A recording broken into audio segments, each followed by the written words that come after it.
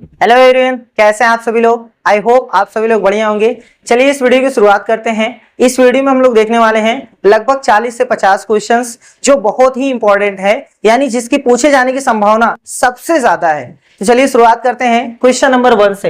एक तो सबसे पहले ये काम करना है कि जो भी क्वेश्चन यहाँ आता है वीडियो को पॉज करिए, खुद से सॉल्व करिए। उसके बाद अगर नहीं होता है तो तुरंत देखिए और अगर हो जाता है तो आगे बढ़ा दीजिए, है ना। तो चलिए शुरुआत करते हैं। खुद से सॉल्व करने की कोशिश जरूर करिएगा। क्वेश्चन नंबर 1 है, मंच के ऊपर से 50√3 मीटर की दूरी पर टावर के शीर्ष का उन्नयन कोण 30 अंश है। यदि टावर की ऊंचाई 60 मीटर है तो मंच की ऊंचाई क्या होगी। देखो, मंच के ऊपर से 50√3 मीटर की दूरी पर टावर के शीर्ष का उन्नयन कोण 30 अंश है, यानी एक मंच रहा होगा। मान लेते हैं ये मंच है जिसका नेम ए बी हमने लिख दिया। टावर है, यहां हमने टावर बना दिया। ये जमीन है भैया, ठीक। टावर का नेम सी डी हमने लिख दिया। अब बोला है मंच के ऊपर से 50√3 मीटर की दूरी पर टावर, यानी यहां से इससे जो दूरी है वो 50√3 है, तो ये भी तो 50√3 रहेगा। टावर के शीर्ष का उन्नयन कोण 30 अंश है। यहां से जो कोण बन रहा है टावर के शीर्ष पर यहां, ठीक है, उसका उन्नयन कोण 30 अंश है। एक कोण होता है उन्नयन, एक कोण होता है अवनमन। उन्नयन का मतलब होता है कि जो हमारी आंख के ठीक सीधे में एक लाइन होती है, अगर हम आंख को ऊपर उठा के देखते हैं तो उस लाइन और आई साइट में एक गैप बनता है, उस गैप को हम लोग कोण बोलते हैं। जैसे यहां ये आंख बनी है, सपोज कर लो यहां से आई साइट है और हम कोई चीज यहां देख रहे हैं तो ये कोण है उन्नयन, ठीक है, ये कोण है उन्नयन। और अगर कोई, जैसे ये आंख है, ये आई साइट है, कोई हम चीज नीचे झुका करके देख रहे हैं यहां बैठी हुई चीज को, तो इसको बोलते हैं अवनमन कोण। एक्चुअल में दोनों कोण बराबर होते हैं, एक्चुअल में दोनों कोण बराबर होते हैं, याद रखिएगा। क्योंकि आएगा उन्नयन अवनमन, बना दीजिए नीचे, कोई दिक्कत नहीं है, ठीक। चलो देखो, ये 30 अंश है। यदि टावर की ऊंचाई 60 मीटर है, यानी ये पूरा जो है वो 60 मीटर है, यहां से लेकर यहां तक 60 मीटर है, तो मंच की ऊंचाई क्या होगी, यानी ए बी की ऊंचाई आपसे पूछा गया है। तो मान लेते हैं कि ये x है, तो यहां से लेकर यहां तक वो भी x होगा, सही है ना, यहां तक, ठीक। अच्छा, ये जो है C से लेकर D तक, चलो यहां कुछ लिख देते हैं E से लेकर C तक x है और C से लेकर D तक 60 है, तो ये कितना रहेगा, 60 में से x निकल गया, यानी 60 माइनस x, सही है। अब देखो, ऊपर एक छोटा सा त्रिभुज बन रहा है जिसका नेम है B E और D। इसमें एक कोण 30 अंश है, ये वाला 50√3 है और ये वाला 60 माइनस x है, ठीक है। इसमें दो भुजा का मान है और कोण का मान, ये सारी चीजें आपको पता है। x का मान हम निकाल सकते हैं। ये है लंब और ये है आधार। लंब और आधार किस में आते हैं, tan में आते हैं, तो लिख दीजिए tan theta is equal to होता है लंब बटे आधार। tan थीटा का मतलब ये जो कोण है 30 अंश, लंब कितना है 60 माइनस x और आधार कितना है 50√3। tan 30 का मान 1/√3 होता है, ये याद कर लीजिएगा। tan 30 1/√3, tan 60 √3 और tan 45, इसमें ज्यादातर यही तीनों यूज होता है। tan 30 का मान इतना, 60 का मान इतना, tan 45 का मान 1, तो यहाँ tan 30 है इसलिए हम 1/√3 लिख दिए, बराबर में है 60 माइनस x और 50√3। ये √3 चाहे ऊपर ले जाके काटो चाहे यहीं काट दो, गया तेल लेने, ये इसके साथ जाएगा तो 50 हो गया और यहां से 60 माइनस x को इधर खींच लाओ, 50 को उधर फेंक दो, तो x का मान आ गया 10 मीटर। वही हमसे पूछा जा रहा था कि मंच की ऊंचाई कितनी है, यानी ये x का मान कितना है, तो x का मान है 10 मीटर। ये ऑप्शन बी वाला सही हो गया। अब क्वेश्चन नंबर 2 देखते हैं। कह रहा है कि 91 + 92 + 93 + 94 ऐसे चलता रहे तो 140 तक की जब संख्याओं को जोड़ोगे तो उसका आंसर कितना होगा। देखो, हमारी जो संख्या है वो 91 से लेकर है 140 तक, एक तो अगर आप n+1/2 वाला करते हैं तब भी सही है, और अगर डायरेक्ट फार्मूला लगा के करते हैं तब भी सही है। फार्मूला क्या है, क्योंकि ये समांतर श्रेणी है, समांतर श्रेणी का मतलब है कि दो पदों का अंतर हमेशा समान है। देखो इन दोनों का समान है ना, तो सबसे पहले हम लोग निकालते हैं ए का मतलब प्रथम पद 91 और कॉमन डिफरेंस यानी सार्व अंतर, इसमें से इसको सब्ट्रैक्ट किया जाएगा हमेशा, इसमें से इसको, तो 92 - 91 उत्तर 1 आया। कितने लोग हैं 91 से लेकर 140, 91 से लेकर 140 तो 50 लोग हैं भैया, तो n का मान 50। बस सम ऑफ n टर्म्स का फार्मूला होता है n/2 2a plus n-1 into D, रख दीजिए, आपका फाइनल आंसर हो गया। यहां पर 50/2, 2 गुणे a का मान 91 है, प्लस यहां से देखो 50 - 1 तो 49 लिख दे रहे हैं, गुणे में d का मान 1 है, ये इससे कटेगा तो 25 आएगा, और यहां से 91 को 2 से गुणा करोगे तो कितना आ जाएगा भैया 182, और 49 अभी आपको जोड़ना है, तो 25 गुणे 182 में 49 जोड़ेंगे तो 18 × 5 = 23 यानी 231 आ जाएगा। 25 से गुणा करेंगे, 25 से कम 25 हासिल 2, 25 या 75 2 77 हासिल 7, 25 दूना 50 और 7 57, यानी आपका उत्तर है 57 75।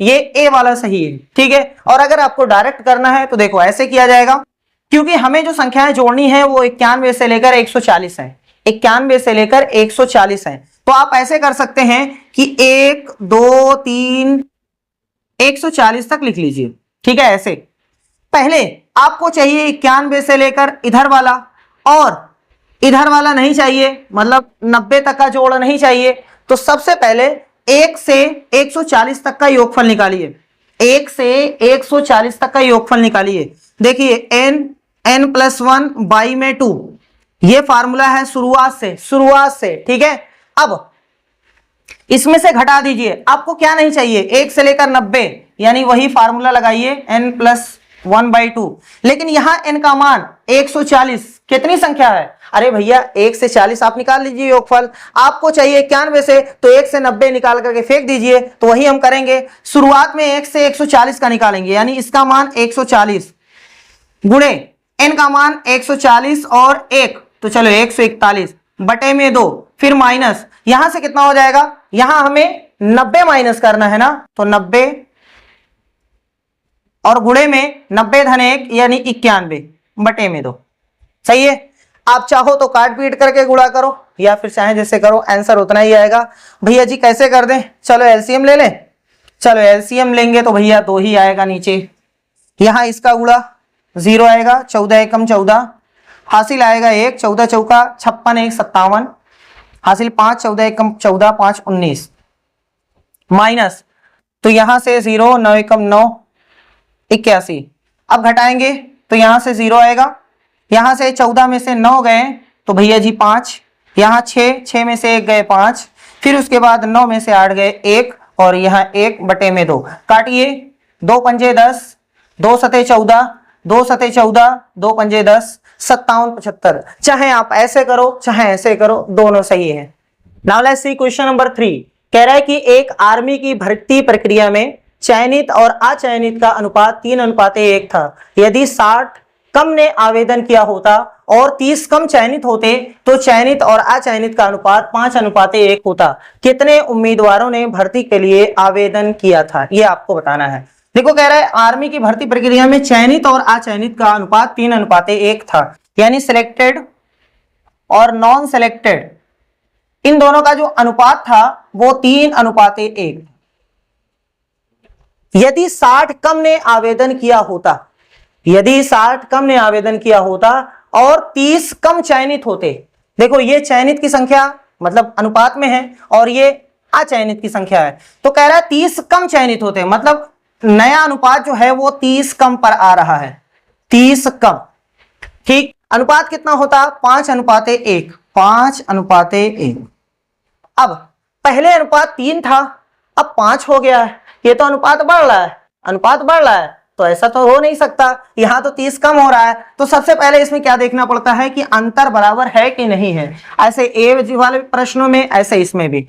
यहाँ 5 और 1 का अंतर 4 का आ रहा है, यहाँ 3 और 1 का अंतर 2 का आ रहा है, यहाँ 4 का अंतर है, यहाँ 2 का अंतर है। तो ऐसा करते हैं, इसमें 4 का अंतर है, इसमें भी 4 का अंतर कर देते हैं, 2 से गुणा करके बराबर कर देते हैं। चलो भैया, इसमें 2 से गुणा, इसमें भी 2 से गुणा।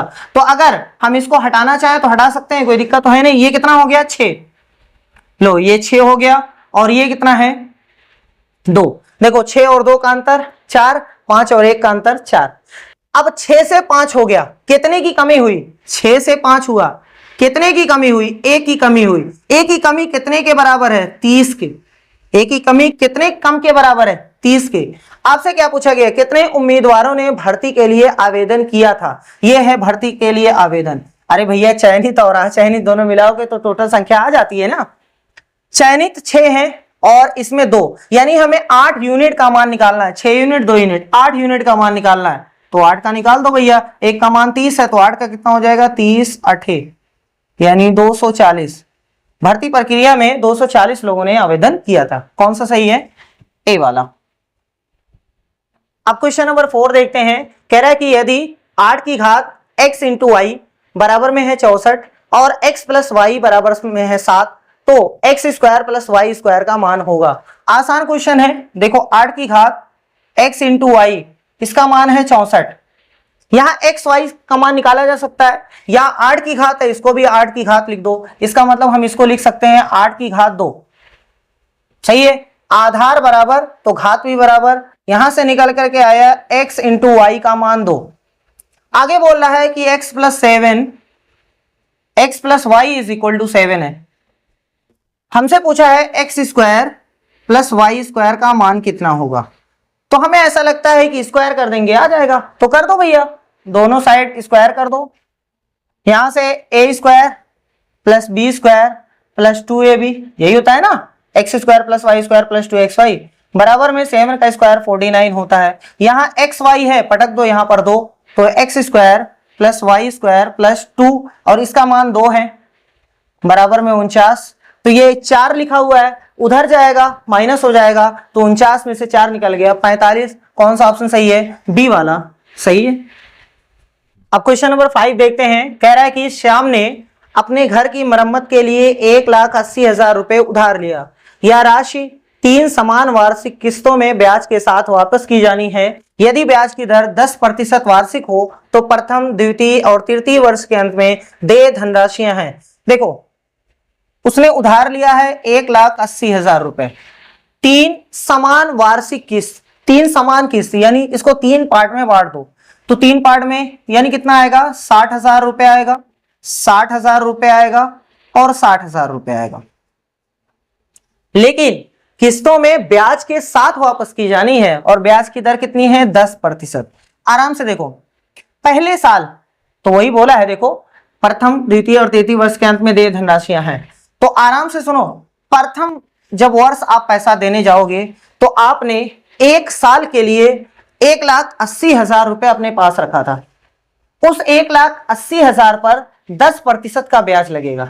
ठीक है, तो 1,80,000 का जब 10% आप निकालोगे तो यहां से ये मतलब 18,000 रुपए आपको ब्याज देना पड़ेगा, जो प्रथम साल आप जाके देंगे। तो 60,000 तो देना ही पड़ेगा, प्लस 18,000 रुपए ब्याज भी देना है। तो कितना हो गया? 78,000 रुपए आपको पहली किस्त भरनी है, 78,000 रुपए। ठीक है, अब जब दूसरे साल आप देखोगे तो आपके पास ये 60,000 निकल चुका है, ये जा चुका है। अब आपके पास सिर्फ 60 1,20,000 बचा है। उसी 1,20,000 का 10% आपको देना है। तो 1,20,000 का 10%, 10 ये मतलब 12,000 रुपए अब आपको ब्याज देनी है। तो चलो भैया 12,000 इसमें जोड़ देते हैं, तो कितना हो जाएगा? 60,000 तो आप देना चाहते हैं, 12,000 ब्याज है, इसका मतलब 72,000 आपको दूसरी किस्त देना पड़ेगा। ठीक है, यहां तक ये 60 पहले ही जमा हो गया है ब्याज के साथ, ये 60 अब जमा हो गया दूसरे साल में। अब सिर्फ आपके पास 60,000 रुपए बचे हुए हैं, 60,000। अब 60,000 का 1 साल का ब्याज निकाल लो, तो 60,000 का 1 साल का 10%, तो ये दोनों शहीद हो गया। आपके पास आया है 6,000, तो इसका मतलब 6,000 रुपए और देना पड़ेगा 60,000 के साथ। तो कितना हो गया? 66,000। इसका मतलब ये हुआ कि पहली किस्त 78,000 की, दूसरी किस्त 72,000 की और इसका 66,000। कौन सा ऑप्शन सही है? 78, 72, 66, पहला वाला ऑप्शन सही है, पहला वाला। ठीक, अब इस क्वेश्चन को देखते हैं। कह रहा है कि एक लोहे की छड़ जिसकी ऊंचाई 10 मीटर और आयतन 200 घन मीटर है, उसका आधार का क्षेत्रफल। बहुत आसान क्वेश्चन है। एक लोहे की छड़ है, छड़ कैसी होती है? सिलेंड्रिकल होती है ना, ये है। ठीक, लोहे की छड़ जिसकी ऊंचाई 10 मीटर है, ये 10 मीटर है। आयतन दिया गया है। अच्छा, सिलेंडर का आयतन क्या होता है? पाई आर स्क्वायर एच। और क्या दिया है भैया जी? इसका मान दिया है 200। आपसे पूछा है उसके आधार का क्षेत्रफल। अच्छा, आधार पे होता है क्या है? सर्कल। सर्कल का क्षेत्रफल क्या होता है? पाई आर स्क्वायर। देखो, हमें इसका मान निकालना है, तब तो बहुत आसान है ना, इसी का मान निकालना है। बस h का मान यहां रखो, उठा के फेंको, आंसर आ गया। लोग इसमें गलती ये कर देते हैं, यहाँ 22/7 रख के r का मान निकालने लगते हैं, उसके बाद जितना आता है यहाँ पटक करके निकालते हैं। नहीं, डायरेक्ट देखो ना, पाई आर स्क्वायर का मान निकालना है तो यहीं से निकाल लो, पाई आर स्क्वायर रोक लो। h का मान 10 है, इधर 200 है, ये उधर जाएगा, कैंसिल हो गया। इसका मतलब पाई आर स्क्वायर का मान आ गया 20, खत्म, 20 मीटर स्क्वायर। कौन सा सही है? Option B is the right answer. अब क्वेश्चन नंबर 7 देखते हैं। कह रहा है कि दो कारें क्रमशः 30 किलोमीटर प्रति घंटा और 36 किलोमीटर प्रति घंटा की गति से शहर ए से शहर बी तक यात्रा करती हैं। एक कार यात्रा के लिए दूसरी कार की तुलना में 3 घंटा समय कम लेती है, तो शहर ए से शहर बी के बीच की दूरी कितनी होगी? दो कार हैं, कुछ भी नेम होगा उनका, जाने दो, लेकिन दो शहर है, एक का नेम ए है, एक का नेम बी है। इनके बीच की दूरी आपको पता करनी है। तो मान लो कि दूरी x किलोमीटर है। पहले वाले की जो चाल है वो 30 किलोमीटर प्रति घंटा है, दूसरे वाले की चाल जो है वो 36 किलोमीटर प्रति घंटा है। दूरी इतनी है, चाल इतनी है, तो हम समय निकाल सकते हैं। समय बराबर होता है दूरी बटे चाल। दूरी कितनी है? x, चाल कितनी है? 30। इसका मतलब इतना घंटा आ गया है। ये पहली वाली कार इतना समय लेती है, दूसरी वाली दूरी बटे चाल, ये कह रहा है कि इतना घंटा ये लेती है। ठीक है भैया, एक कार यात्रा के लिए दूसरी कार की तुलना में 3 घंटा समय कम लेती है। अब अपना दिमाग लगाओ, कौन सी कार ऐसी है जो समय कम लेगी? अरे भैया, जाहिर सी बात है, जिसकी स्पीड तेज है, जो मनमना चलती हो, है ना, जो तेज जाएगी वो कम समय लेगी। इसकी स्पीड 36 है, इसकी स्पीड 30 है, ये स्लो है, ये फास्ट है। इसका मतलब ये 3 घंटा समय कम लेगी, तो ये 3 घंटा ज्यादा लेगी। ये ज्यादा 3 घंटा ले रही, तो इसमें से इसको माइनस कर दो, 3 घंटा आ जाएगा उत्तर। तो x बटे 30 माइनस x बटे 36 बराबर में 3 घंटा। ये 3 घंटा ज्यादा लेती है, ये 3 घंटा कम लेती है, तो अगर दोनों का अंतर निकाला जाए तो 3 घंटा आएगा। बस एलसीएम ले लो भैया, 30 और 36 का 180 आएगा, यहाँ से 6x आ जाएगा, माइनस यहाँ से 5 तो 5x आ जाएगा, बराबर में 3। ये इसके साथ, और यहाँ 6x माइनस 5x यानी x, तो 3 गुणे 180, तो x का मान है 18 54 यानी 540। x का मान क्या है? यूनिट क्या है भैया? किलोमीटर, यानी 540 kilometre. Option A is the right answer. अब क्वेश्चन नंबर 8, एक बिंदु के निर्देशांक जो -1,9 और 11,1 बिंदुओं को जोड़ने वाली रेखाखंड को आंतरिक रूप से 3:1 के अनुपात में विभाजित करते हैं, निम्नलिखित है। देखो, एक्चुअल में अगर कोई आपके पास एक लाइन है और ये दो बिंदुओं को मिलाने से बनी है, सपोज कर लो ए और बी, इसके निर्देशांक हैं x1 y1 और इसके निर्देशांक हैं x2 y2। अगर कोई तीसरा बिंदु सपोज कर लो कहीं भी आके काटता है, कहीं भी, मान लो उसका नाम C है, उसके कोऑर्डिनेट x y है, ठीक है, हम इस x y का मान निकाल सकते हैं अगर इनका अनुपात दिया है। मतलब A से C तक की और C से B तक की दूरी का अनुपात दिया है। मान लो कि अनुपात है mn, तो इसका फार्मूला होता है x बराबर क्या होता है? x बराबर होता है m और x2 प्लस n x1 बटे में m प्लस n। ठीक है, उसके बाद y बराबर भी होता है m y2 n y1 बटे में है m प्लस n। ठीक है, ये फार्मूला है। वही क्वेश्चन यहां पर भी है। एक बिंदु के निर्देशांक जो इतने इतने को जोड़ने वाले रेखाखंड को आंतरिक रूप से विभाजित करती है। देखो हमारी लाइन ऐसे बन रही है, -1 9 और 11 1 से जोड़ने वाली रेखाखंड को आंतरिक रूप से 3 1।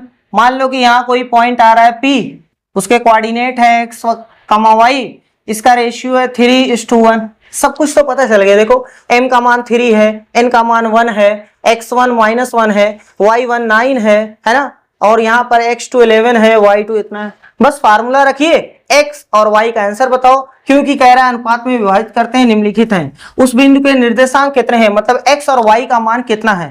तो x बराबर डायरेक्ट हम निकालते हैं mx2। देखो अगर फार्मूला याद है तो अच्छी बात है, नहीं याद है तो आप ऐसे करिएगा, ऐसे बना करके इसका गुणा इसमें और इसका गुणा इसमें, इसका गुणा इसमें और इसका गुणा इसमें, यानी 3 गुणे में 11 और 1 का गुणा -1 में 1 गुणे -1, ठीक, बटे में इन दोनों को जोड़ करके यानी 3 + 1। ऐसे ही y बराबर होता है इसका गुणा y वाले में और इसका गुणा y वाले में, 3 का 1 में होगा प्लस 1 का 9 में होगा और बटे में है इन दोनों को जोड़ करके। चलो सॉल्व करते हैं। ये है 33 -1 बटे में 4, 32 बटे 4, यानी x का मान आ गया 8। ये x का मान आया, y का निकाल लेते हैं। यहां से 3, यहां से 9 बटे में 4, इसका मतलब 12 बटे 4, तो y का मान आ गया 3। तो x पहले होता है y बाद में, इसका मतलब कोऑर्डिनेट हो गया यानी निर्देशांक हो गया 8,3। कौन सा सही है, C वाला सही है भैया। अब क्वेश्चन नंबर 9 कह रहा है कि 5 अनिवार्य विषयों में एक परीक्षार्थी ने 60% औसत अंक प्राप्त किए थे। 2 वैकल्पिक विषयों में उसने बराबर अंक प्राप्त किए थे और इन दोनों के अंक जुड़ने पर उसका औसत 4% गिर जाता है। उसने प्रत्येक वैकल्पिक विषय में कितने कितने अंक प्राप्त किए थे, ये आपको बताना है। बहुत ही आसान क्वेश्चन है, बस खाली लैंग्वेज थोड़ा सा घुमाया गया लैंग्वेज में।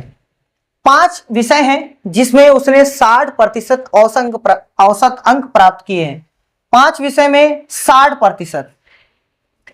इस क्वेश्चन को चाहे प्रतिशत हटा करके सॉल्व करो तब भी कोई दिक्कत नहीं है, लास्ट में प्रतिशत लगा देना, तो हम हटा दे रहे हैं। 5 विषय का औसत 60 है, तो इनका योगफल कितना रहा होगा, 300। ठीक, कह रहे 2 वैकल्पिक विषयों में उसने बराबर अंक प्राप्त किए हैं, ये भी सही है, और इन दोनों के अंक अगर जुड़ जाएं तो उसका औसत 4% गिर जाता है। 5 विषय हैं, 2 वैकल्पिक हैं, अगर उनको जोड़ दिया जाए तो 7 विषय हो जाएंगे। कह रहा है औसत 60 से 4 गिर जाता है, इसका मतलब 56 हो जाता है। अरे 56 हो जाता है ना, तो इनका योगफल कितना है, देखते हैं। 7 छक 42 और 7 पछे 35, 4 39।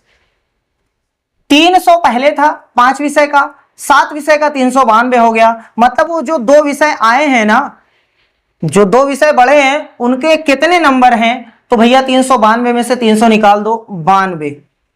ये 2 विषय का कह रहा है 2 वैकल्पिक विषयों में उसने बराबर अंक प्राप्त किए हैं। मतलब ये 92 जो है 2 बराबर भागों में बांट दो, तो 92 जब 2 से भाग दोगे तो 46 आ जाएगा, यानी एक विषय का 46। वही तो कह रहा है उसने प्रत्येक वैकल्पिक विषय में कितने अंक प्राप्त किए हैं, तो 46। अब प्रतिशत लगा तो लास्ट में 46% वैकल्पिक विषय में प्राप्त किए हैं। कौन सा ऑप्शन सही है, बी वाला सही है। अब क्वेश्चन नंबर 10 देखते हैं।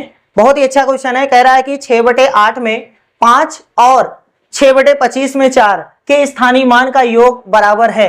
बोला है 6/8 में 5 का स्थानीय मान और 6/25 में 4 के स्थानीय मान का योगफल कितना है। भैया जी इसमें तो 5 है ही नहीं, तो कहां से स्थानीय मान निकलेगा। इसमें तो 4 है ही नहीं, कहां से स्थानीय मान निकलेगा। सब निकलेगा, इसमें है, बस इसको आप दशमलव में चेंज करो। जब आप इसको भाग देंगे तो भैया जी 8 का पाड़ा 60 में 8 सत्ते 56, 4 बच गया, 8 पंजे 40। ये संख्या जो है 6/8 जो है वो 0.75 लिखी हुई है। ऐसे इसको जब आप भाग देंगे तो ये 60, 25 दूना 50, 25 चौका 100। 6/25 जो है वो 0.24 लिखी हुई है। अब इसमें 5 का स्थानीय मान निकालना है, इसमें 4 का स्थानीय मान। दशमलव के बाद वाला जो स्थानीय मान होता है बहुत ही आसान है। किसका निकालना है, 5 का, तो 5 ऊपर रख दो। ठीक, अब देखो इसको बोलते हैं दशांक यानी 10th, इसको बोलते हैं शतांक यानी 100। इसका निकालना है तो आप देखो दशमलव के बाद ये कौन से नंबर पे आ रहा है, पहले दूसरे, जितने नंबर पे आएगा उतने जीरो वाला रहेगा नीचे नंबर। ठीक, अगर इस पे होता तो 10, इस पे होता तो 100, इस पे होता तो 1000, ऐसे। ठीक है, 4 का देखते हैं, 4 का निकालना है ना, तो 4 को ऊपर रखो, दशमलव के बाद 1 2 यानी 2 0 वाला नंबर। 5 का स्थानीय मान इतना है, 4 का स्थानीय मान इतना है, कह रहा है इन दोनों का योगफल। तो भैया जी नीचे 100 है, ऊपर जोड़ दीजिए 5 और 4 9, 9/100। कौन सा ऑप्शन सही है? सी वाला सही है। अब हम लोग देखते हैं क्वेश्चन नंबर 11। ये पहले क्वेश्चन पूछा जा चुका है, लेकिन एक बार और बता दे रहे हैं, क्योंकि हो सकता है बीपीएससी भाई रिपीट कर ही सकता है।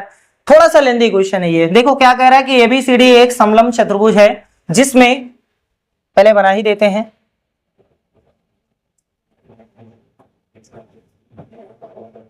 कुछ इस तरीके का है, ए बी सी डी बोला है, जिसमें ए बी पैरेलल है डीसी के, ए बी पैरेलल है डीसी के, ए बी बराबर 78 है, इसका मान 78 है भैया।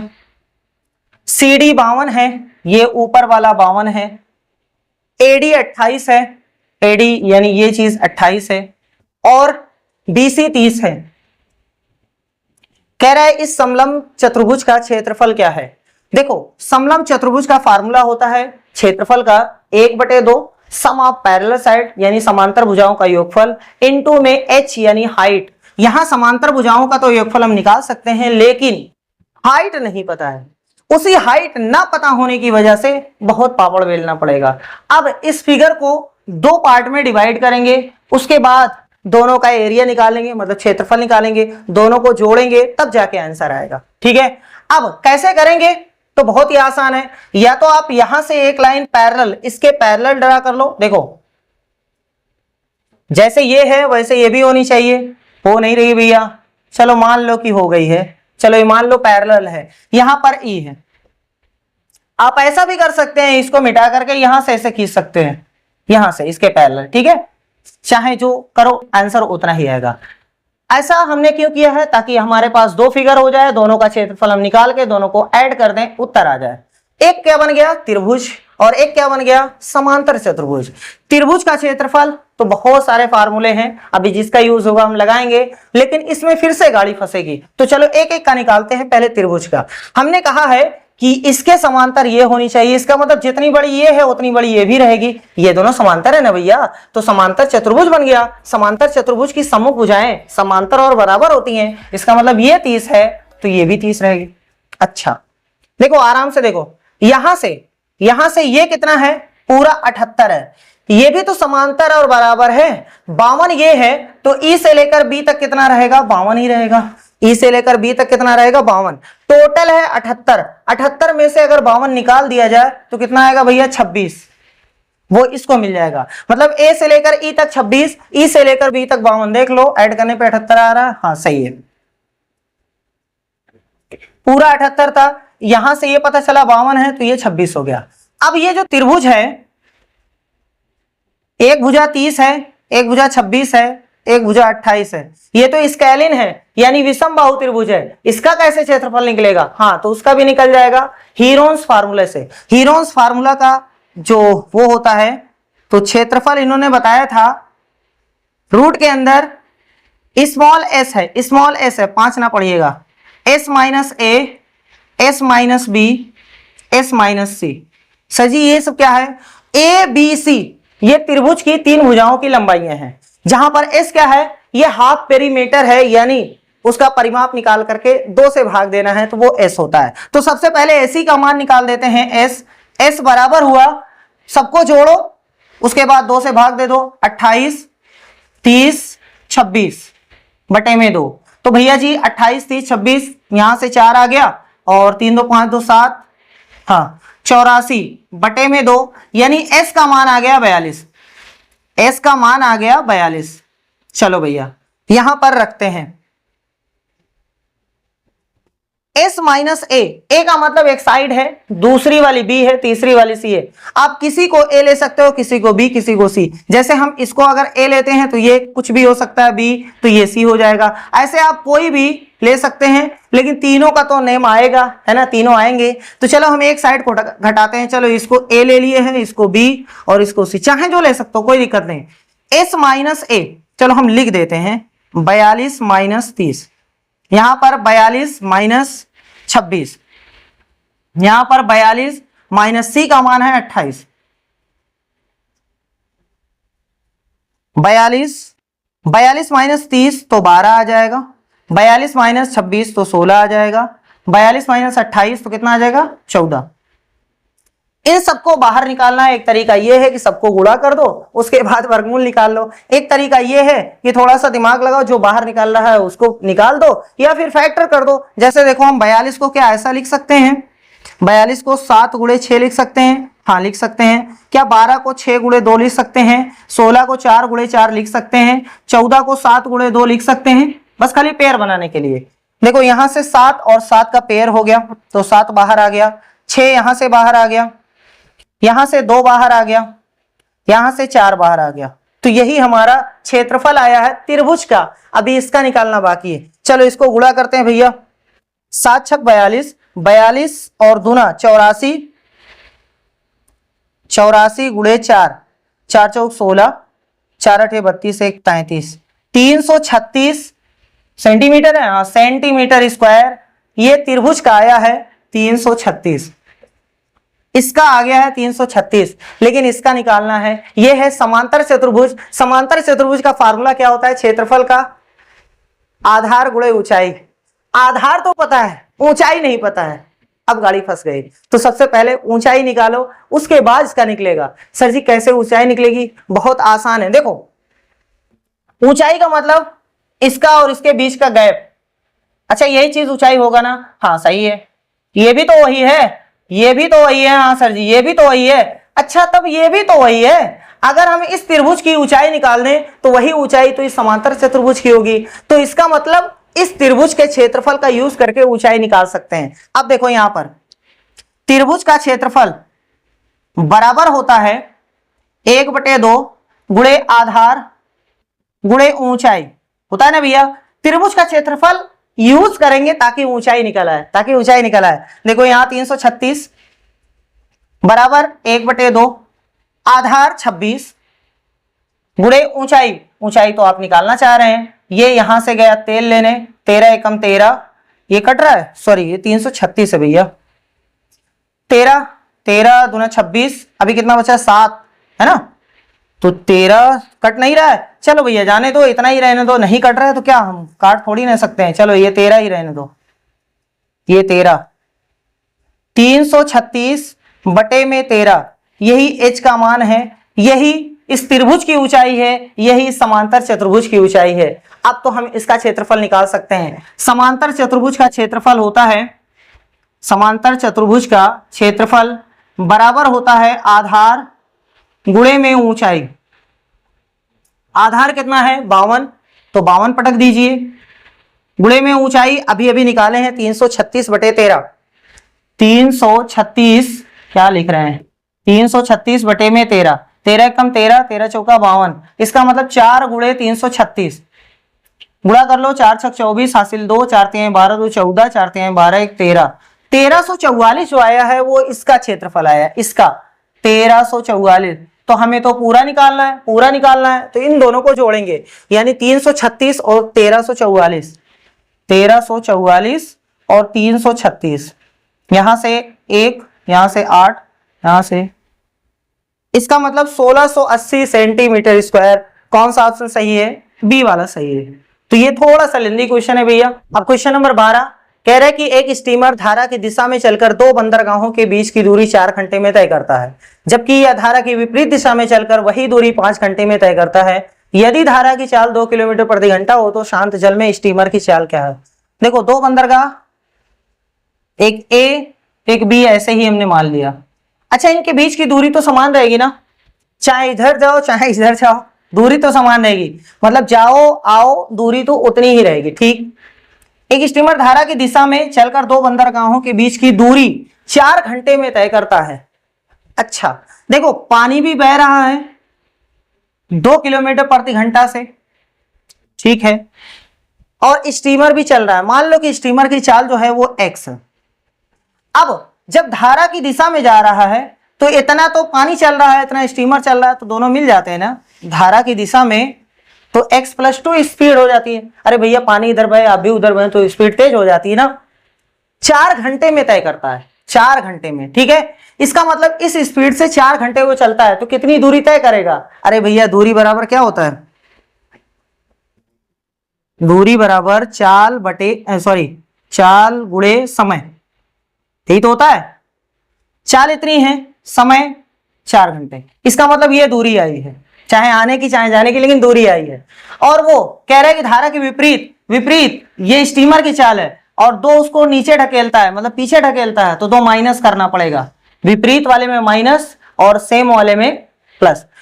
इस स्पीड से 5 घंटे में, तो ये भी एक दूरी है, ये जाने की है ये आने की, दोनों दूरी बराबर है भैया। सॉल्व करो, x का आंसर, काम खत्म। यहां से 4x प्लस में 8 बराबर 5x माइनस 10 इधर फेंक दो और 4x इधर, तो 8 प्लस 10 बराबर 5x माइनस 4x, तो यहां से x बराबर 18, यानी उसकी जो स्पीड है 18 किलोमीटर प्रति घंटा है। कहां है भाई? ए वाला सही है। अब क्वेश्चन नंबर 13 देखते हैं। कह रहा है कि एक दुकानदार ने 20% नुकसान पर 6 रेडियो बेच दिए। भैया 1 नहीं, 2 नहीं, 3 नहीं, पूरे 6 रेडियो 20% के नुकसान पे बेच दिए।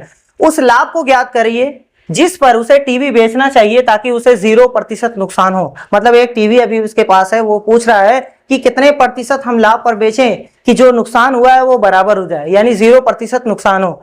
टीवी का लागत मूल्य प्रत्येक रेडियो के 3 गुना है। टीवी है और रेडियो है, रेडियो और टीवी। कह रहा है कि टीवी का लागत मूल्य प्रत्येक रेडियो के 3 गुना है। अगर इसका 100 रुपए लागत मूल्य है तो इसका 300 होगा। मान लेते हैं कि 100 रुपए है, ठीक है। चलो अब देखो, एक रेडियो बेचा है, नहीं 6 रेडियो बेचा है, यानी 100 के हिसाब से 600 हो गया। 600 में कितना नुकसान सहा है? 20%, तो इसका 20% निकालते हैं। 120 रुपया नुकसान, 120 रुपया नुकसान हो गया। अब इस 120 को कवर करने के लिए इसको कितने % पे बेचा जाए, है ना, कितने प्रतिशत लाभ पर बेचा जाए कि बराबर हो जाए। तो बहुत ही आसान है, 120 कितने का? 300 का, इसी को तो बेचना है भैया। कितना लाभ चाहिए? 120 रुपया, तो निकाल दो प्रतिशत, काम खत्म। ये गया तेल लेने, 3 एकम 3, 3 चौक 12, यानी 40% के लाभ पर बेचा जाए तब वो जो पुराना वाला नुकसान है वो बराबर हो जाएगा।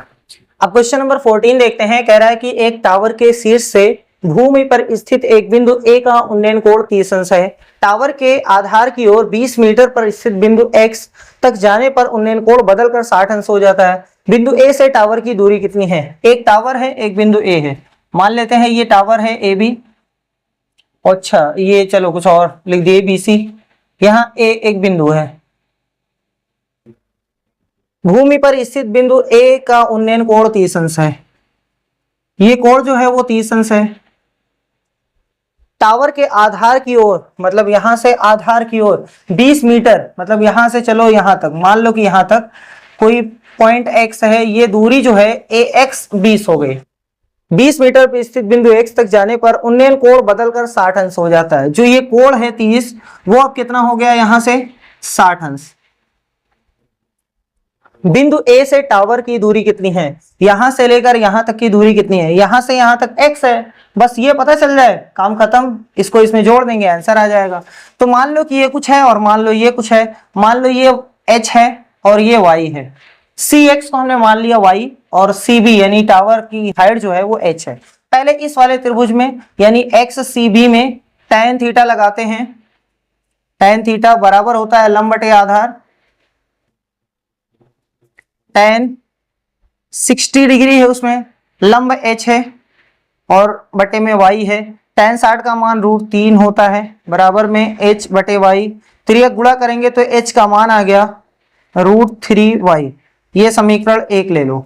अब बड़े वाले त्रिभुज ABC में tan 30, लंब इतना है और आधार 20 प्लस y है भैया। आधार जो है यहां से लेकर यहां तक है 20 प्लस y। tan 30 का मान √3, 1 में √3। h का मान वो तो h ही रहेगा, 20 प्लस y। त्रियक गुणा करोगे तो √3h बराबर में है 20 प्लस y। हमारा मेन एम है y का मान निकालना। अगर y का मान आ गया तो दोनों को जोड़ देंगे, आंसर आ जाएगा। अब h का मान √3y है, √3 हमने नोट कर दिया। h का मान यहां से उठा करके पटक देते हैं, कितना बराबर में 20 + y, इन दोनों का गुणा होगा तो 3y हो गए, माइनस y बराबर में 20, तो 2y बराबर में 20, तो y बराबर 10। ये सब क्या है भैया, 20 मीटर है। चलो ये भी मीटर आ गया। इसका मान मीटर कितना आया, 10 मीटर। तो यहां से लेकर यहां तक कितना हो गया, 20 10 30, कुल मिलाकर के 30 मीटर। कौन सा सही है, option B is the right answer.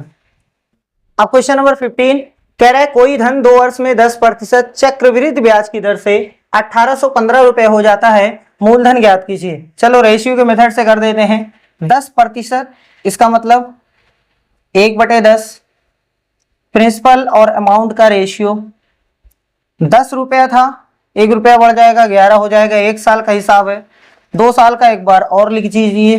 तो ये जब गुणा करेंगे तो 100 आएगा, ये गुणा करेंगे 121। मतलब कोई धन अगर 100 रुपया रहेगा तो 2 साल में 121 हो जाएगा। लेकिन कह रहे मूलधन ज्ञात कीजिए और मिश्र धन 1815 रुपए है। तो 121 का मान है किसका, अरे भैया मिश्र धन का मान है। तो 121 का मान है 1815, तो 1 का मान पहले पता करो, 1815 बटे 121, 11 से कट रहा है, 11 गिरहियम, 11 एकम 11 और 11 छक 66, 11 पचे 55, 11 एकम 11, 11 पचे 55। तो 1 का मान आ गया 15। 100 का मान निकालना है तो 100 से गुणा कर दो, 15 गुणे 100 यानी 1500। मूलधन कितना था भैया, 1500। कौन वाला ऑप्शन, ए वाला ऑप्शन है। अब क्वेश्चन नंबर 16 कह रहा है कि शॉपिंग मॉल में 30% की छूट देने के बाद 2990 रुपए में एक हैंडबैग बेचा गया था। यदि हैंडबैग की कीमत 4600 रुपए थी तो पी का मान कितना है, मतलब उसमें 4600 रुपया लिखा है, कितनी छूट देने के बाद 2990 रुपए का बेचा गया है। चाहे आप दोनों को सब्ट्रैक्ट करके जितना आएगा उतना परसेंट निकाल लो, वो भी सही है। चाहे आप डायरेक्ट कर लो। देखो 4600 का कितने प्रतिशत छूट है नहीं पता है ना, लेकिन जितना प्रतिशत की छूट है उतना पैसा नहीं लिया जाएगा 100% में से, है ना, इतना तो नहीं लिया जाएगा ना। तो 100 - x इतना प्रतिशत बराबर में कितना है, इसका मान 2990। बस इसको सॉल्व करो, जो x का आंसर है वही आंसर।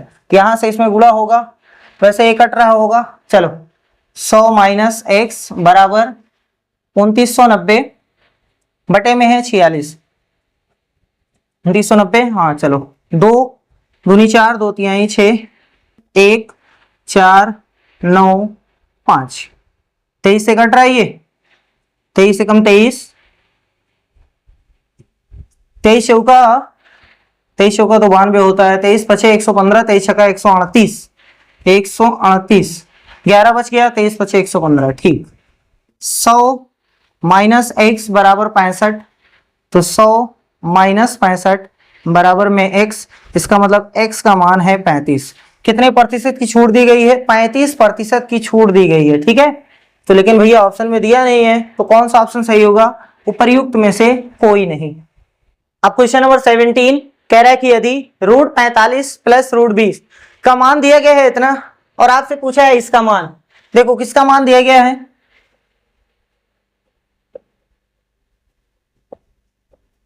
बराबर में है 11.18।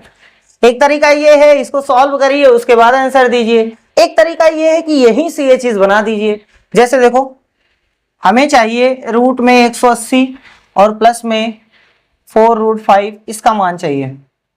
यहां ये 45 है, ये 180 है, इसका मतलब 45 का 4 गुना ये है।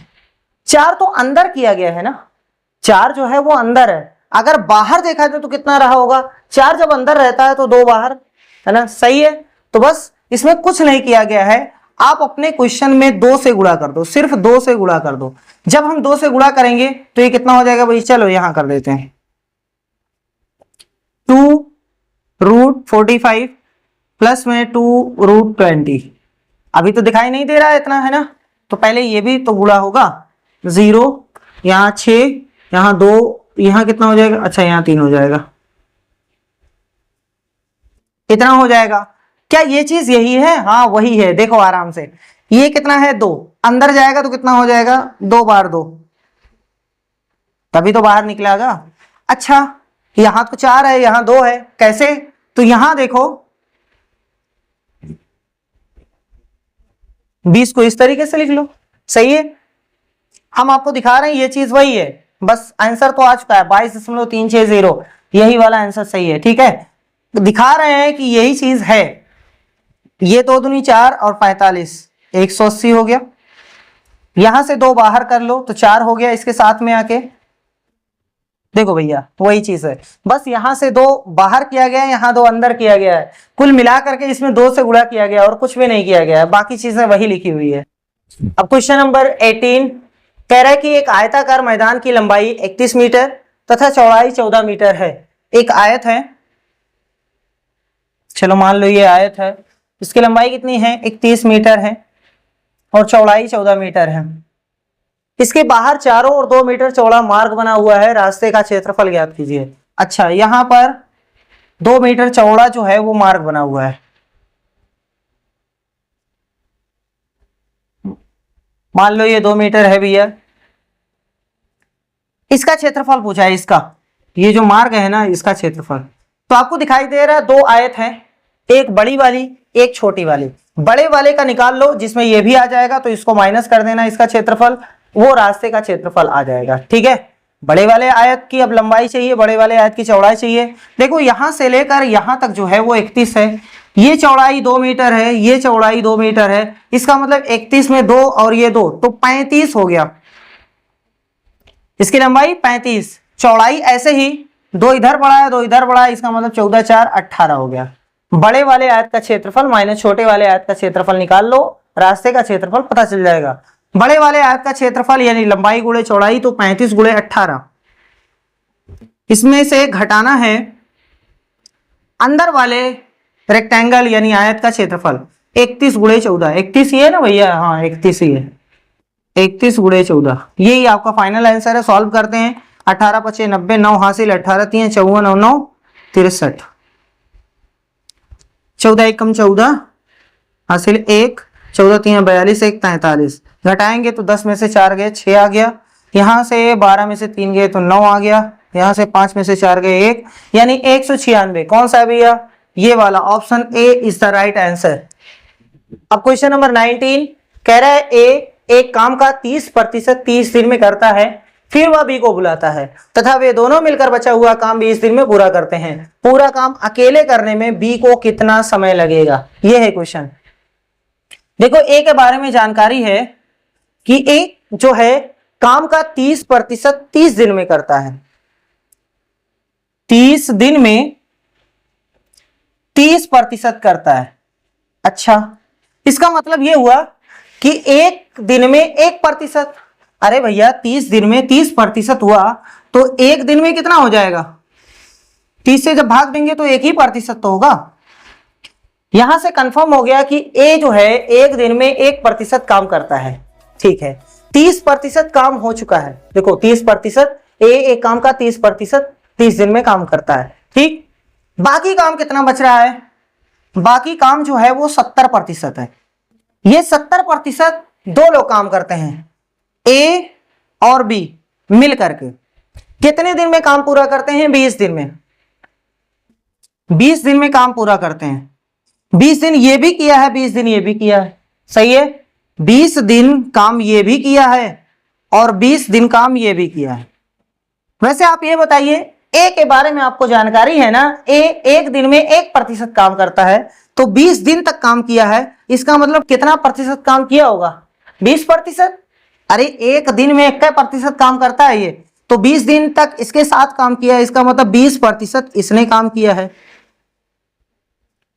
टोटल 70% काम था, 20% इसने निपटाया है, तो इसने कितना निपटाया है? 50%। यहां तक समझ में आ गया? देखो 30 पहले हो चुका है, 70 बचा, 70 में से 20 दिन ये 20 दिन ये, इसका मतलब दोनों मिल करके तो 20 दिन में ये 20% काम कर लेगा, बाकी जो बचेगा वही तो करेगा, 50%। अब आपसे पूछा है कि पूरा काम अकेले करने में बी को कितना समय लगेगा, है ना? बी अकेला पूरा काम करे तो कितना समय लगेगा? भैया जी बहुत आसान है, देखो 20 दिन में 50% काम पूरा यानी 100% करना है, तो 2 से इधर गुणा कर दो तो 100% हो गया। तो यहां पर भी 2 से गुणा हो जाएगा 40 दिन। इसका मतलब पूरा काम अगर अकेला बी करे तो 40 दिन में करेगा, और अगर वो करे तो 100 दिन लगा देगा, है ना। बी का पूछा है तो ए वाला ऑप्शन सही है। अब क्वेश्चन नंबर 20 कह रहा है 2 खंबे जिनकी ऊंचाई 7 फीट एवं 12 फीट है, वह भूमि पर एक दूसरे से 12 फीट की दूरी पर खड़े हैं। खंभों के शीर्ष बिंदु के मध्य दूरी होगी। 2 खंबे हैं, मान लो ये ए बी है और ये सी डी है। एक की ऊंचाई 7 फीट है तो भैया जी छोटे वाले की 7, इसकी वाले की 12।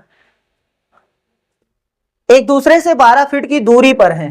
अच्छा, यहां से ये 12 फीट की दूरी है।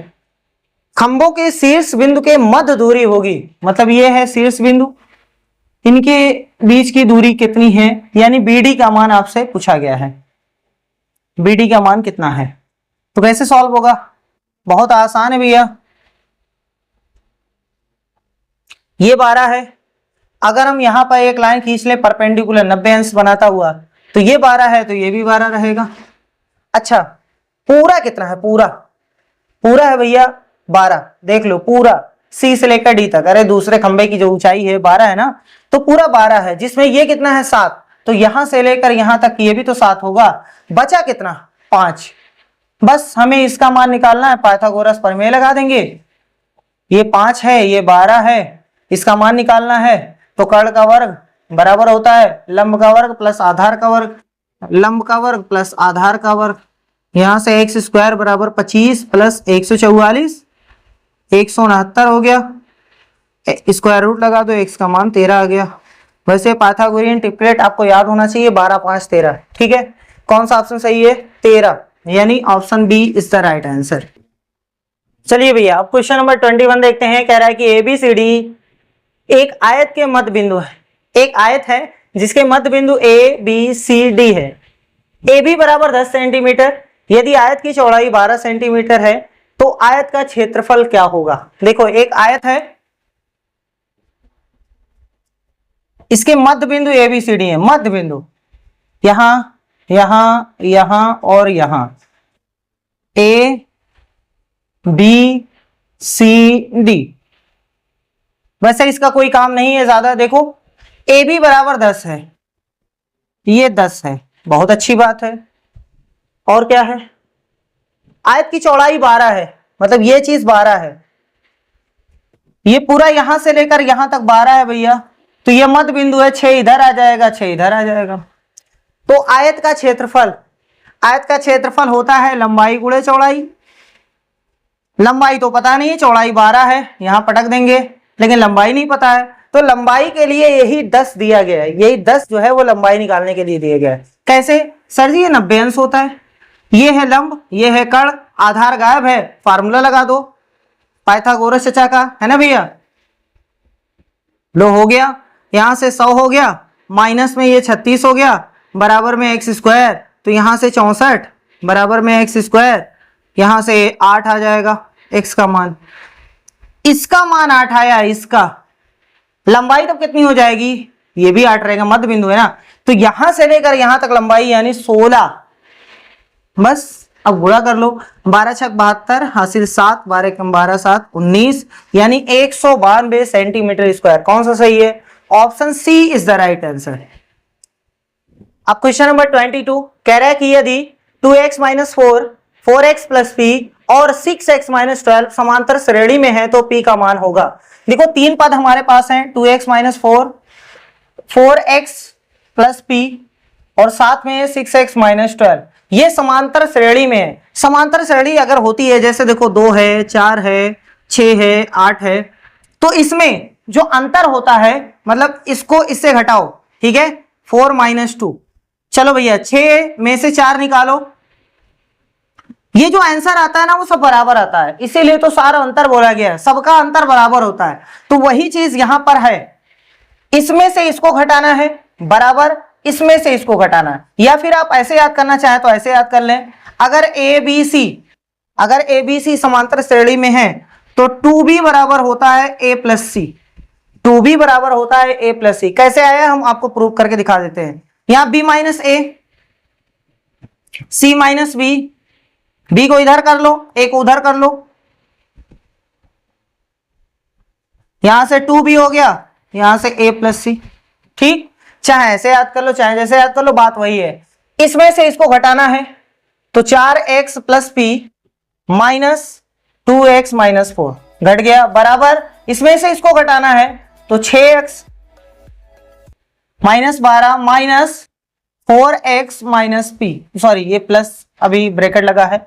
अब सॉल्व करेंगे तो यहां से कितना आ जाएगा भैया जी, 4x plus P minus 2x plus 4 बराबर में है 6x माइनस 12 माइनस 4x, और यहां से कितना आ रहा है माइनस का p। चलो बहुत अच्छी बात है, यहां 4 में से 2 निकल गया तो 2 ही x बचा, प्लस का p प्लस 4 बराबर 6 में से 4 निकल गया तो 2 ही x बचा, माइनस का 12 माइनस का p, ये 2x शहीद हो गया। हमें p का आंसर चाहिए तो इस नंबर को इधर करते हैं तो p प्लस p बराबर माइनस 12 और ये माइनस 4 हो जाएगा। तो यहां से 2p बराबर में है माइनस 16, तो p बराबर में है माइनस 16/2, यानी p का आंसर है माइनस का 8। ठीक है, इस तरीके से करेंगे, option B is the right answer. अब क्वेश्चन नंबर 23 कह रहा है निम्नलिखित बिंदुओं में से कौन सा बिंदु रेखा 3x माइनस 4y बराबर माइनस 13 पर स्थित है। हमारे रेखा का जो समीकरण है 3x माइनस 4y बराबर में है माइनस 13। ये बिंदु इस पर स्थित है कि कोई नहीं। ठीक है, ये आपको बताना है। तो बहुत आसान है, ऐसे क्वेश्चन बहुत ही आसान होते हैं। ये बिंदु, इसमें ये x है ये y है, ये दोनों वैल्यू उठा करके पटको, इसमें लाके पटको x के प्लेस पर और y के प्लेस पर। अगर इसका मान इसके बराबर हो जाए तो समझ जाइए कि वो पॉइंट इस रेखा पर स्थित है। ठीक है, हम चेक करते हैं, x का मान -5 और y का मान -7। पहला वाला चेक कर रहे हैं, 3 इंटू -5 -4 इंटू -7, देखते हैं -13 आता है कि नहीं आता है। यहां से माइनस का 15 और यहां से 4 सत्ते 28, 28 में से 15 निकल गया, 13 आ गया भैया, 13 आया नहीं, -13 आना चाहिए। इसका मतलब ये बिंदु हमारी रेखा पर स्थित नहीं है। इसको चेक करते हैं, 5 और 7 तो 3 × 5 = 15 माइनस और 4 सत्ते 28, 28 में से 15 निकल गया, माइनस का 13। हाँ, ये वाला बिंदु जो है वो हमारी रेखा पर स्थित है। ये भी चेक कर लेते हैं, -5 और 7 तो यहां से हो गया -15 और 7 है तो -28, नहीं भैया ये तो हो गया -43, ये नहीं है। इसका मतलब सिर्फ और सिर्फ यही वाला ऑप्शन सही है, 5 और 7 जो है वो इस रेखा पर स्थित है। अब क्वेश्चन नंबर 24 कह रहा है कि एक कमरे के फर्श का परिमाप 18 मीटर है। मान लो ये कमरा है, इसके फर्श यानी नीचे का परिमाप जो है वो 18 मीटर है। यदि कमरे की ऊंचाई 300 सेंटीमीटर, ये ऊंचाई 300 सेंटीमीटर है, तो कमरे की दीवारों का क्षेत्रफल, अच्छा देखो लोग इसमें ये गलती करते हैं कि यहां से परिमाप दिया है, कोशिश करते हैं लंबाई और चौड़ाई निकाला है अलग अलग, तो भैया जी लंबाई और चौड़ाई नहीं निकलेगी। लंबाई और चौड़ाई निकालने के चक्कर में क्वेश्चन बहुत लेंदी हो जाएगा। ठीक है, ये डायरेक्ट फार्मूला है। देखो क्या पूछा है, कमरे की दीवारों का क्षेत्रफल, कमरे में 4 दीवार है, उनका क्षेत्रफल, तो भैया जी 2 गुणे लंबाई धन चौड़ाई और गुणे में ऊंचाई, यही तो फार्मूला होता है। ठीक है, बस खाली यहां पर पटक दो, आंसर ले लो, कुछ भी नहीं है। ये आप निकालने की कोशिश अलग से ना करिए, लंबाई कितनी है चौड़ाई कितनी है, नहीं, परिमाप यही तो है, 2 गुणे लंबाई धन चौड़ाई। अरे भैया ये जो नीचे है इसमें लंबाई है, ये चौड़ाई है, तो इसका परिमाप तो यही चीज है। कितना है 18। हाइट कितनी है, ऊंचाई कितनी है 300 सेंटीमीटर, अरे मीटर में कन्वर्ट कर लो तो 3 मीटर हो जाएगा, है ना। तो 18 3 कितना हो गया 54 मीटर स्क्वायर। सही है, बी वाला ऑप्शन सही है। अब क्वेश्चन नंबर 25 कह रहा है 11, 14, 15, 17, 18 का मानक विचलन है। मानक विचलन का फार्मूला होता है, चाहे इसको आप ऐसे शो करो या मानक विचलन लिख दो। मानक विचलन बराबर होता है रूट के अंदर सिग्मा एक्स आई माइनस एक्स बार का होल स्क्वायर और बटे में n। ये क्या है कैसे है वो अभी बाद में समझ में आएगा, बस खाली ये फार्मूला देख लीजिए, है ना। अब देखो क्या है वो समझ में आएगा। हमारे पास डेटा है 11, 14, 15, 17, 18, जब भी मानक विचलन निकालना होता है तो सबसे पहले समांतर माध्य निकालते हैं, समांतर माध्य जिसको x बार बोला जाता है। ठीक है, सबको जोड़ करके नंबर ऑफ टर्म से भाग देते हैं। 11, 14, 15, 17, 18 कितना हो जाएगा भैया? ये हो गया 35 और यहां तक 50, 50 10 60 10 70 5 75 बटे में 5, उत्तर आया 15। यही x बार का आंसर आ गया। ठीक, अब ये जो x बार का आंसर आया है यानी समांतर माध्य का जो आंसर आया है, सभी में से इसमें से घटाया जाएगा। उसके बाद जो आंसर आएगा उसका वर्ग किया जाएगा। देखो वर्ग लगा हुआ है। ठीक, जो वर्ग करने पर आएगा उसको जोड़ा जाएगा। तो बहुत आराम से देखो, कुछ है नहीं।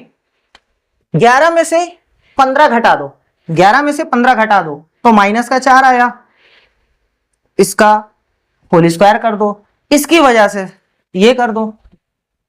14 में से 15 निकाल दो तो -1 होल स्क्वायर कर दो। 15 में से 15 निकाल दो तो भैया 0 होल स्क्वायर कर दो। 17 में से 15 तो 2, 18 में से 15 तो 3 और बटे में क्या है? बटे में n है। कुल कितने लोग हुए? 1 2 3 4 5, इसका लगा दो रूट। यही होता है, काम खत्म। यही है मानक विचलन। चलो भैया, ये हो गया 16, ये हो गया 1, यहां तो खत्म, ये 4 और यहां से 9 बटे में 5। 16 4 20 और इसका मतलब ऊपर हो गया 30, नीचे हो गया 5, ये कट गया तो रूट के अंदर 6 आ गया, ये तो बाहर नहीं निकल पाएगा, तो हमारा आंसर हो गया √6। ये है मानक विचलन का फार्मूला और इस तरीके से करते हैं। देखो फार्मूला इंपॉर्टेंट नहीं, कैसे किया जाता है ना, वो अगर याद रहेगा तो आप फार्मूला बना सकते हैं। अब क्वेश्चन नंबर 26 कह रहा है किसी संख्या का 4 गुना 60 से उतना ही कम है जितना कि उसका 7 गुना 61 से अधिक है, वह संख्या है। ठीक है, ये लैंग्वेज थोड़ा सा अजीब लिखी हुई है, बहुत आसान क्वेश्चन है। देखो, किसी संख्या का 4 गुना, मान लो कि संख्या x है, इसका 4 गुना 4x हो जाएगी। 60 से उतना ही कम है, मतलब ये कम है, ये कम है किससे? 60 से। तो 60 में से अगर घटाएंगे तो हमें पता चल जाएगा ना कितने की कमी है। जितना कम है उसके बारे में बोला गया है, जितना कि उसका 7 गुना, मतलब उसी संख्या का 7 गुना 61 से अधिक है। ये अधिक है किससे? 61 से। 61 से कितना अधिक है तो ये घटाने पे पता चल जाएगा। ये जितना कम है उतना ही ये अधिक है, इसका मतलब दोनों बराबर कर दो, x का आंसर आ जाएगा। बहुत ही आसान, बस खाली लैंग्वेज समझना है। देखो किसी संख्या का 4 गुना तो हमने x संख्या मान लिया, उसका 4 गुना कर दिया। 60 से उतना ही कम है, मतलब 60 से कम, तो 60 ज्यादा है, ये संख्या कम है, संख्या का 4 गुना कम है। तो 60 कितना ज्यादा है कैसे पता चलेगा? घटा के पता चल जाएगा। तो 60 में से 4x घटा दो, पता चल गया है कि कितना कम है। ठीक है, वो कह रहा है उतना ही कम है जितना कि उसका 7 गुना, संख्या का 7 गुना, तो 7x हो गया। 61 से अधिक है, मतलब ये अधिक है किससे? 61 से। कैसे पता चलेगा कितना अधिक है? घटा दो, है ना। जितना ये कम है उतना ये अधिक है, बस दोनों को बराबर कर दो, x का आंसर। तो भैया जी एक 60 इधर, ये बुला लाओ 61 बराबर में 7x और प्लस में 4x, इधर से आ गया 11x और इधर से कितना? 121, काट दो 11, यानी x का मान कितना आ गया भैया? 11। अब आप चेक कर सकते हैं, यही सब में रख के चेक कर लो, आंसर उतना ही आएगा। अब क्वेश्चन नंबर 27 कह रहा है रेखा 3x - 4y + 10 = 0 द्वारा x अक्ष और y अक्षों पर काटे गए अंतःखंड है। इसका मतलब ये है हुआ कि जैसे ये देखो, ये x अक्ष है, ये y अक्ष है, ये रेखा का समीकरण कैसे भी जा रहा होगा ना, कुछ ऐसे वैसे, चाहे जैसे जा रहा होगा, हमने तो ऐसे रफली बना दिया। जो ओरिजिन से लेकर यहां तक की जो दूरी है ना, उसको बोलते हैं x अक्ष का अंतःखंड। ठीक है, और यहां से ये जो दूरी है ना, उसको y अंतःखंड की दूरी बोलते हैं। अब सर जी काटे गए अंतःखंड जो है वो आपको बताना है। हमारा क्वेश्चन है 3x - 4y + 10 = 0। दो तरीके से हम बता दे रहे हैं, एक तो फार्मूले से, एक ट्रिक से। पहले फार्मूले से देख लो। फार्मूला क्या कहता है? फार्मूला कहता है कि x/a + y/b = 1। पहले अपने समीकरण को इस फॉर्म में बताओ, उसके बाद ये जो x के नीचे आ रहा है ना, वही x अंतःखंड है और ये जो है ना वो y अंतःखंड। बस तो हम ऐसा करते हैं, 3x - 4y इधर -10 करते हैं, -10 से सब में डिवाइड करते हैं, क्यों? क्योंकि इधर 1 लाना है, 1 लाना है। -10 सबके नीचे फेंकते हैं तो 3x -10 इधर आ गया, 4y -10 इधर आ गया, और यहां बचेगा सिर्फ 1। यहां x के नीचे तो हम ऐसा करते हैं -10 और ये एकदम नीचे ले आए, ठीक है। ये तो बन गया प्लस, कोई दिक्कत है नहीं, y और 10 अपॉन में कितना है सर जी? 4। अब यहां से काट देते हैं, 2 दूनी 4, 2 पंजे 10। ये है x अक्ष का अंतःखंड है, ये y का है। x का आ रहा है -10/3 और y का आ रहा है 5/2। वो पूछा है क्रमशः, यानी पहले x का फिर y का। x का -10/3 किसमें भैया? इसमें है, और 5/2, ये ऑप्शन सही है। लेकिन ऐसे थोड़ा सा टफ पड़ता है ना, पहले उधर करो फिर 1 बनाओ, इसे थोड़ा सा टफ पड़ता है। ट्रिक से कैसे है? बहुत ही आसान है। 3x - 4y + 10 = 0। आपको चाहिए x अंतःखंड, आपको चाहिए x अंतःखंड, तो y = 0 रखना है। x के लिए y = 0, x के लिए y = 0 रख दो भैया, तो 3x, ये पूरा पोर्शन खत्म, 0 हो गया, + 10 = 0। 10 को उधर करो, -10, तो x = -10/3। देखो यही आ रहा था, -10/3, सही है। y के लिए क्या करते हैं? x = 0 रखते हैं, रख देते हैं, तो ये खत्म हो गया, -4y, और ये +10 उधर गया, ये शहीद हो गया, तो y = 10/4, यानी शहीद होकर के नीचे 2 ऊपर 5, 5/2। तो ऐसे करिएगा। अगर आपको y अंतःखंड चाहिए तो x = 0, और x अंतःखंड चाहिए तो y = 0, ठीक। अब क्वेश्चन नंबर 28 देखते हैं। कह रहा है P, Q और R एक काम को क्रमशः 6 घंटे और 8 घंटे तथा 15 घंटे में पूरा कर सकते हैं, ठीक है। उन्होंने एक साथ काम पूरा किया और पारिश्रमिक के रूप में 9,460 रुपए प्राप्त किए। पारिश्रमिक में उनके हिस्से हैं क्रमशः, यानी P का कितना हिस्सा मिलेगा, Q को कितना मिलेगा, R को कितना मिलेगा, ये आपको बताना है। देखो, जितने घंटे वो काम करते हैं उससे पैसा नहीं मिलता है, कितनी मेहनत से काम करते हैं उससे पैसा मिलता है। जैसे P, Q, R, P 6 घंटे, ये 8 घंटे, और ये कितना भैया 15। इस रेशियो में पैसा नहीं बटेगा, उनकी इफिशियंसी, उनकी कार्यक्षमता के, मतलब कितनी मेहनत से करते हैं, कौन असकती है, कौन बहुत मेहनत से करता है, उस हिसाब से पैसा बढ़ता है। तो उसको निकालने के लिए हम टोटल वर्क निकालते हैं, जो इन तीनों का एलसीएम होता है, इससे भाग देते हैं तो P का आएगा, और इससे भाग देंगे तो Q का, इससे भाग देंगे तो R का आएगा। जब इसमें भाग देंगे तो ये 20 आ गया, जब इससे भाग देंगे तो 15 आ गया, जब इससे भाग देंगे तो 8। इसका मतलब ये हुआ कि P का जो अनुपात रहेगा वो 20, Q का 15 और इसका 8। तो हम सबसे पहले इनको जोड़ लेंगे, 20, 15 और 8 कितना हो गया भैया? 43। 20, 15, 35, हाँ 43। टोटल पैसे के 43 हिस्से करने हैं, 43 में से 20 हिस्सा P को देना है, 15 हिस्सा Q को देना है, और बचा हुआ R को देना है। 9,460 को 43 से भाग दे दीजिए, 43 एकम 43, और 43 दूना 86, 8 बचा, 43 दूना 86। 220 रुपया एक हिस्से का आया है, एक हिस्से का। 220 में इससे गुणा कर दो, 220 में 15 से गुणा कर दो, 220 में 8 से गुणा कर दो। जब हम 20 से गुणा करते हैं तो कितना आ गया? 00 के साथ 4400, ये P का हिस्सा है।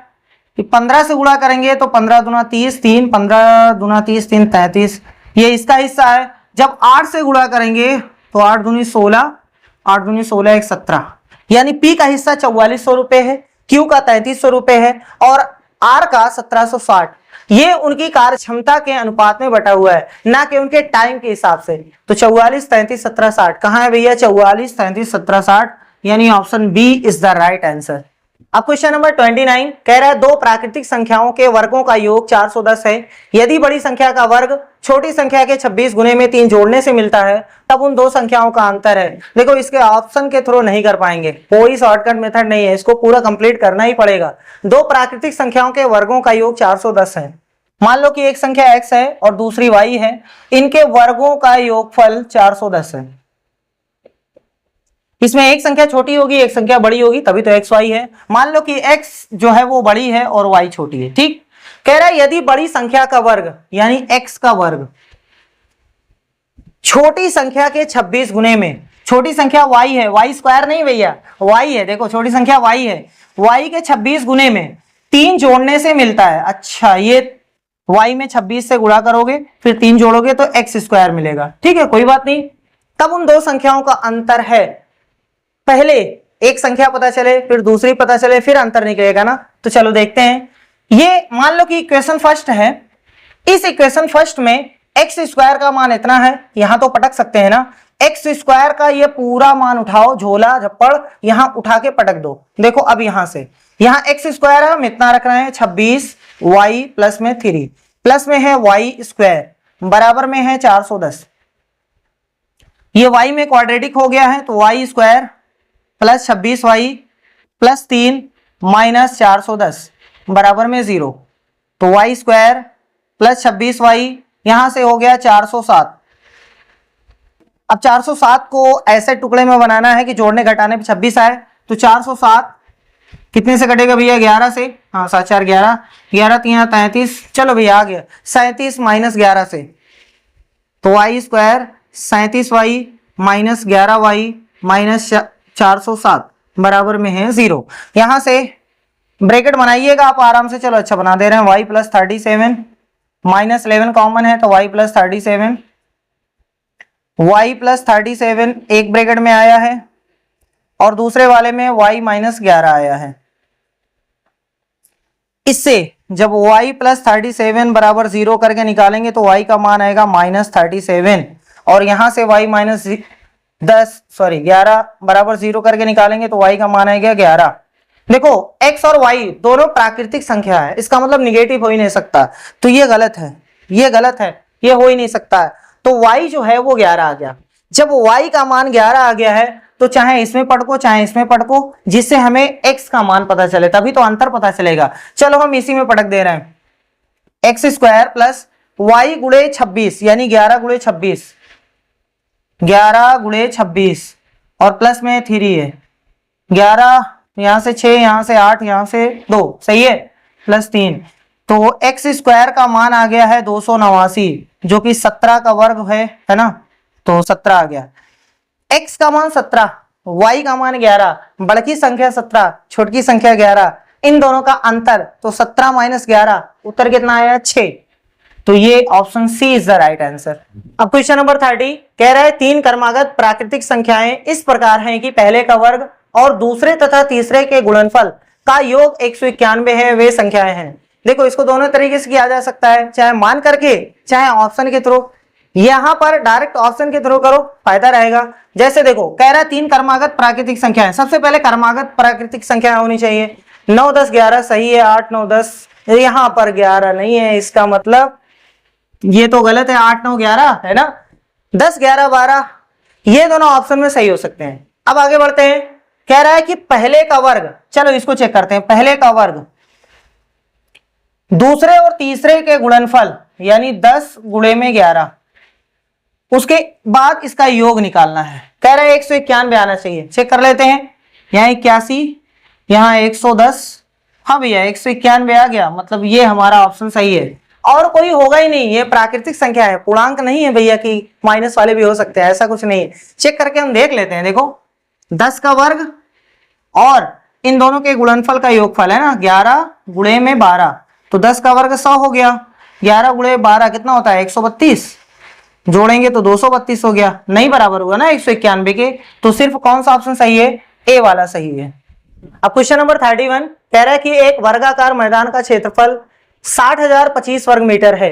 इसकी सीमा के अनुदिश एक व्यक्ति 18 किलोमीटर प्रति घंटा की चाल से साइकिल चलाता है। कितने समय में वह प्रारंभिक बिंदु पर वापस आ जाएगा? 3 मिनट 15 सेकंड, 3 मिनट 16 सेकंड या 3 मिनट 12 सेकंड। ऑप्शन के थ्रू भी तुक्का नहीं लगा सकते है ना भैया। चलो देखो कह रहा है कि एक वर्गाकार, एक वर्ग है, एक वर्गाकार मैदान है जिसका क्षेत्रफल जो है वो 60,025 वर्ग मीटर है। इसकी सीमा के अनुदिश एक व्यक्ति, मतलब एक व्यक्ति मान लो यहां से साइकिल चलाता है, यहां जाता है, फिर यहां जाता है, फिर यहां जाता है, फिर यहां जाता है, चाल से साइकिल चलाता है। कितने समय में वो प्रारंभिक बिंदु पर वापस आ जाएगा? मतलब यही वापस आ जाएगा। समय पूछा गया है, बराबर होता है दूरी बटे चाल। अगर आपको दूरी पता है, चाल पता है तो पटक दीजिए, समय का आंसर आ जाएगा। हमें दूरी नहीं पता है, चाल तो पता है। चाल वो भी जो पता है 18 किलोमीटर प्रति घंटा में पता है, सब मीटर में दिया है, सेकंड में दिया है। तो ऐसा करते हैं, इसमें 5/18 से गुणा करते हैं ताकि ये मीटर पर सेकंड में हो जाए। इसका मतलब ये हुआ 5 मीटर पर सेकंड। स्पीड पता चल गई, ये सेकंड है भैया, ठीक, 5 मीटर पर सेकंड। अब मेन काम बचा है दूरी। दूरी निकल जाए उसके बाद हम ऊपर पटकेंगे, चाल तो नीचे पटक देंगे, जितना आएगा वो उत्तर हो जाएगा, है ना।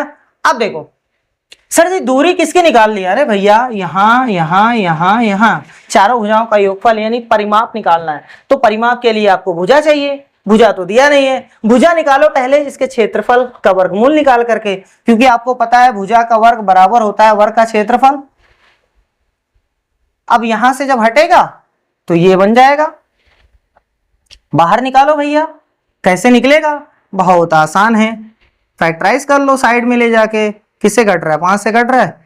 5 एकम 5, 5 दूनी 10, फिर नहीं जाएगा तो फिर 0 1। अब किससे घटेगा?